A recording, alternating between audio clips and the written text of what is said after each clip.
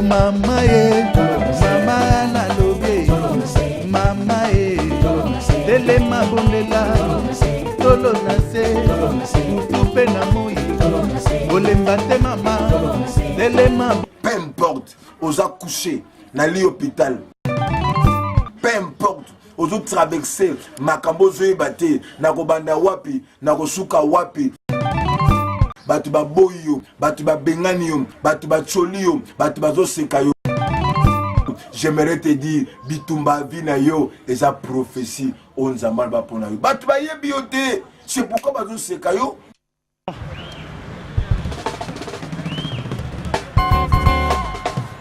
TV, une nouvelle histoire avec Jésus, une nouvelle vie en vue de nouveautés, une belle histoire de qualité avec le Christ. C'est comme un bébé, il ne supporte c'est le ventre, mais une fois dehors, il devient le fils de tout le monde.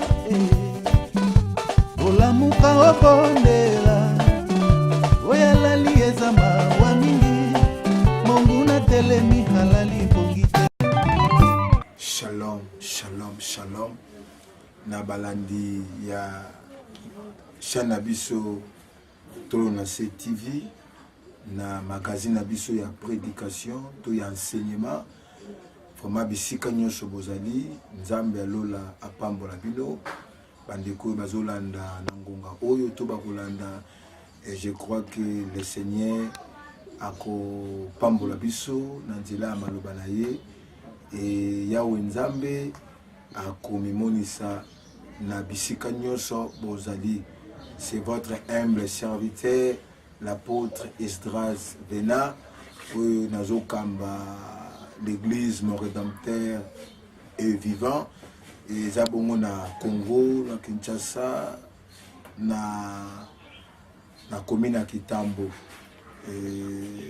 Na lengi to partager le komuke nzamba tsengai et kosunga yo mtozola ndangai nebi ke tozaba na nzambe toze belé partout.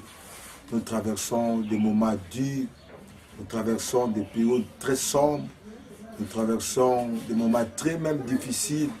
Oyo batu mingi bazolela, batu mingi bazoye bate bisune ko utawapi, mingi bazoye bate na osala nini. Na kolinga tozwa passage mon akata Bible na évangile à Luc chapitre 2 on a premier verset au kiti na se et Bible zoloba et komaki na tango César Auguste l'empereur abandé ko régner et Bible lobi l'empereur César Auguste a pris un édit, un décret loi que tout le monde faut pas le canal recensement et Bible zoloba batu nyonso ba passer na recensement pe recensement ngozaki ndenge nini batu nyonso fo bazonga na ba ville natale na bango bisika batu babotama nena yebisa ndeko moko zolanda ngai. Je vais te parler comme le thème de Yamokolo lelo, c'est la puissance du Dieu très haut. Nguya ya nzambe waleki na likolo. Peut-être ozokomi tungisa ozolela et na yebiso ke monena nzambe erotalisama nguya nzambe erotalisama na bomo na yo. En fait recensement ezama bete. Mais qu'est-ce qui s'est passé na kata recensement na balobi mutu nyonso pa zonga na mboka na yo abotama. Loi wana ezalaki makasi pona bato ebele, loi wana ezalaki pasi pona bato ebele. Recensement c'est bien, mais faut zonga bisuko yo utaba. Empereur a pesi décret wana édit wana, mais à se rendre quantité na ba préalable, ba moyen de transport, na temps na moyen de transport qui passe. Na temps les quoi les lotes, nous avons des avions, nous avons des bateaux, nous avons des TGV, nous avons des bus, nous avons na temps on est qui bon côté. On se retrouve dans la cité, il y a 5 personnes dans la charrette. Donc, ils sont dans la charrette, aux gens moutois dans la mbongo. Mais mon kondiapé, si mon béco batu nyon soba se recensé. Or, Marie, na Joseph, bango pe sengela ki ba kende. Mais na période nini, na temps wana babi Marie azaki na grossesse sa munene. il faut balongwa na Nazareth na Galilée bakindi na mboka na bango babotama na Bethléem ezalaki loka facilité. Joseph mbongo nyusa azalaki nango mpona préparer l'aide accouchement ya Marie. Et c'est qu'il a loué même cheval. Parce que le cheval était. Il n'avait rien pour mon bec comme que tu as marqué. Et là, il y a des comme Razoulandangaï. Tu peux belé le ming bazonyo comment. À cause de décret. Tu vas tirer mi beko. Tu vas loba maloba. Tu vas sala. Au cause de la famille, tu vas bon akate. Na kata famille, tu vas sala kate. Nakata famille o bat babalaka te po mobeko moko ekomama po liloba moko ebima mais na yeko yebisa yo ke on a totalisa yo la puissance du Dieu très haut. Nguya nzambwa lekina likolo makasi koleka même nguya batu na se koleka même maloba batu début zala qui passe pour na Joseph na Marie. Joseph louele mwasi na ye cheval pour bazala ki na mbongo te. Il faut longo balongo na Nazareth na Galilée baki na Bethléem na lobi bien recensement za mabete mais lo koni le lisi batou il faut que nous se recenser na mboka oyo botama et ça peut le cause la ndangai ozo lela ozo nyokwama tu manques même des réponses na ba question na yo ozo sa période moko très sombre c'est comme Marina Joseph Maria comme na terre mazem 9 mois. Bah, louer cheval pour que nous na Bethléem. Vous pouvez raconter des brigands. Quelle insécurité bazalaki nango. Ndenge pe lelo bato mingi bazolela. À cause de mon beko bato batia. Na famille yo bimeli. Ozwe bate sunge ke uta wapi. Ozwe bate nana rosalisa yo. Ndeko moli na mtika na yebisa yo. Les combats d'établir c'est la prophétie que Dieu t'a donnée. Tangu Marina Joseph bazulungwa na Galilée. Bazulungwa na Nazareth. Pour baki na Bethléem. Na bandeleza ki passe. Bazulela. Toko mandenge nini. Soki mwasi nanga boti na nzela. Soki ba bandi ba bimi. Mais tangu ba komi na Bethléem. Même place ba komi même ba toi souka. Ma Bible lobby. Kaka tangu ba sisko recensé bango. Et c'est là qui Maria bota. Et na yebi son de kozolo andangai. Le combat d'établi, ce n'est pas les sorciers. Ce n'est ni même les démons. Mais le combat d'établi, c'est la prophétie que Dieu t'a donnée. Or, Marina Joseph Bazoye Baté, que le prophète Miché avait annoncé, que le Messie a Kobotama na Bethléem. Tu peux mal commencer, mais laisse-moi te dire, Dieu peut tourner ça en bien. Alléluia. Marina Joseph Bazoye là. Mais à la fin des choses, la prophétie devait s'accomplir. Que le Messie et c'est là qui abotama na Bethléem. Ce qui m'a conduit César à qui m'a béconnaté. Moyen Jésus abotama n'ingé pour prophétier l'Obama que mon sakoli, que mon bikisi a kobotama na Bethléem. Na koyebisa yo, yo zolandangai. Peu importe, aux accouchés, na l'hôpital, peu importe.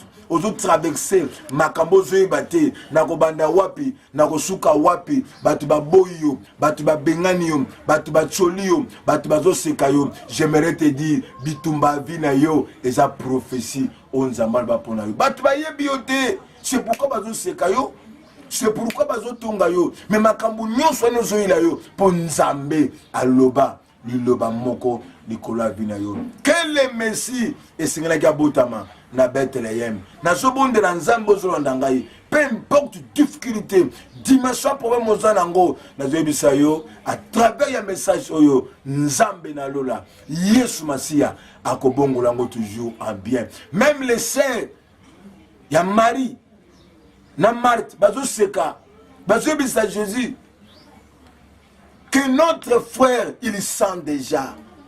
Il est déjà décomposé. Bah yeba kite lilobani ni yeso ba pona via Lazare.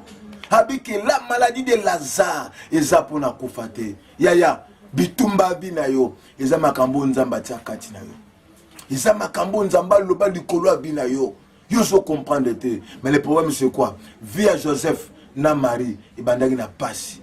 Bazolela. tokokoma ndenge nini me na suka nzambe abongoli yango po prophétie o aloba quel messie esengelaka botama na Bethlehem makambo nzambe alaka yo peu importe makambo zokuta nango tika nzambe abongola ngo na malamu tika nzambe alola a changé yango bien na ko yebisa yo lokolo za na Yesu ma sœur mon frère tu ne mourras pas comme ça. Tu ne mourras pas comme ça. Na longoli bandokité, na boyi bandokité, bazali, même les démons, ils sont là. Mais combat ya vie na yo, peu importe leur manœuvre, laisse-moi te dire, à la fin des choses, Dieu tourne cela. Dieu va tourner ça en bien. Joseph a continué à la prison. Il se pose des questions. Est-ce que makambo nzambe yebisaki nga yango yo? Makambo na mona kina vision yango yo. Mena suka nzamba bongola ki yango. Kanda ya Potifar ekosala Yesu eloko te. Alléluia. Kanda batu ya ekosala nzambe eloko te. Dieu va toujours accomplir sa mission na bina yo. Makambo nzamba lobana. Pourquoi lembi? Pourquoi zongisima? Pourquoi komotala batu? Pourquoi telemi? Na yeko yebisa yo Yesu azana yo. Bitumba vina yo. Eza makambo nzamba tchakati na yo. Yango batu baza ko telema. Yango batu baza ko linga yo te. Mais laisse-moi te dire, ce que Dieu dit finit toujours par l'accomplir. Makambo nzamba lobaka ekokisama. Ekokisama. Le problème c'est quoi? Yo za musika nzambe, zongela nzambe. Yo ke pembeni, zongela nzambe. Pourquoi je ne peux pas chocolat na mai? Pose la chance. Soit disant, je me balle bien.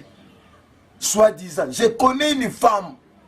Je sais une femme même dans la Bible qui s'appelait Rahab la prostituée. Mais à la fin, Dieu a changé sa vie. Il lui avait donné un homme, Rahab à Bala. Pourquoi tu seras Bondumba? Pourquoi Dieu t'aime? Vous savez que vous avez mais comment lembi? Comment tiki nzambe? Bitumba vina yo. Eza makambo nzamba tsakati na yo. Bitumba vina yo.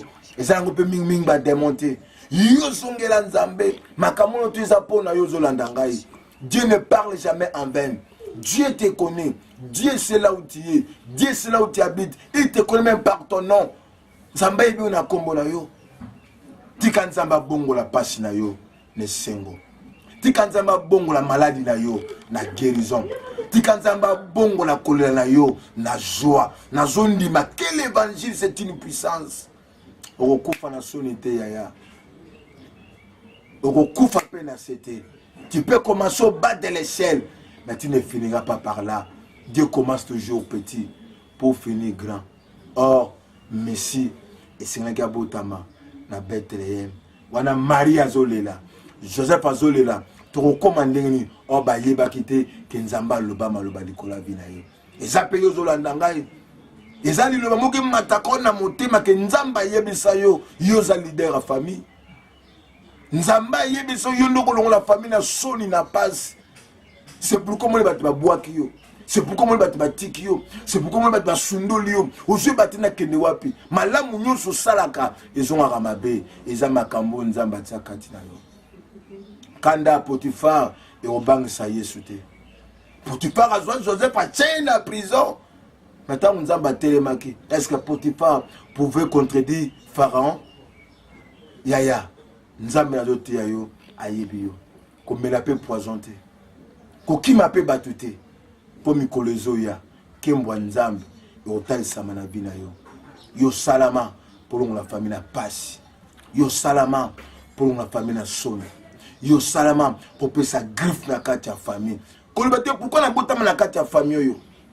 Pourquoi na botama na kati ya famille? Ozo sala prière même sur ba ko bandela mokili ba changer na kati ya famille. Dieu sait le pourquoi bimiso na famille wana bandoki.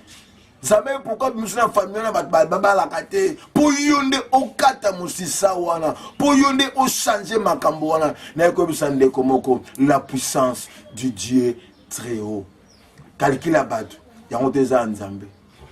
Ampere asali mobeko batu bele bazolela batu bele bazonyokoma na kolungwa na koma musika kuna ndeni na mbonga transporter sans tenir compte les ateles ko la lelo Il y a un plan pour toi.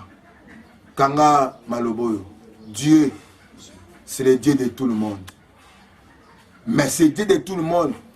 S'il veut faire quelque chose, s'il veut libérer une famille, il n'est pas besoin de tout le monde.